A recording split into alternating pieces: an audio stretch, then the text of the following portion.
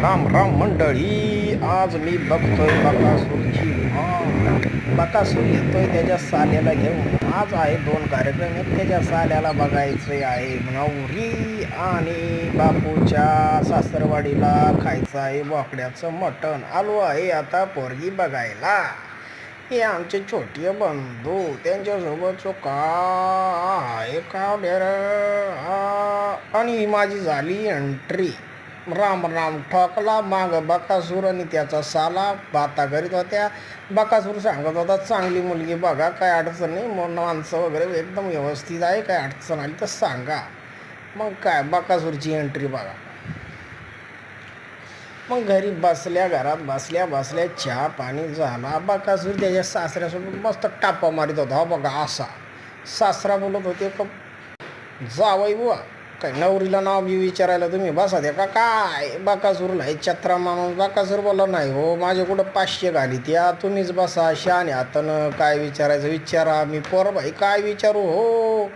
सासरी बुवा म्हणत चालल ठीक आहे, मीच बसतो विचारायचा कार्यक्रम झाला. पाणी पुणी झाली, बसले जेवायला. डॉक्टर साहेब चिंगुतात घेऊ बघा बकासूर कसा कसा वर पितो हो. आता लगेच हा कार्यक्रम संपला बोकड्या खायचा, तरी पण हा इथं काय कमी जेवणा हो. दीपकराव तर काय जेवले नाही, कारण त्यांना डॅमला जायचं होतं, त्यांचा प्रोग्राम ऑलरेडी सेट होता. बघा दीपकराव जेवण घेऊन झालं. बकासूर बघा कसा पाया पडतो जेवण झाले हो. त्याला माहिती 10 मिनटानंतर बोकड्याचं मटण खायचं आहे, तरी पण तो पाया पडतोय. मग चालले काय आमच्या डॉक्टर साहेबांच्या सासरवाडीला. रस्ता नसल्यामुळे आम्ही चाललो बांधानं पायी.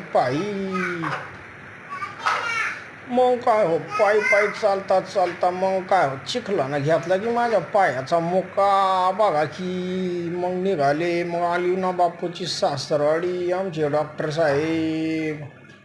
मग झाली मटणाला खायची सुरुवात. यो बघा कसे खात्या बघा. आत्ता जेवण आले बरं, 10 मिनटं नाही झाले जेवण यायला बघा. तिकडे जबरदस्ती गळ्यालो खालो. आता इथं पुढं नेऊ राहिले. ह्यो मटण कुठं जातंय काय माहिती. बकासूर बघायचा तुम्हाला, तो बघा तो 2 भाकरी खाल्या ना, तो बघा कसा खातोय हो.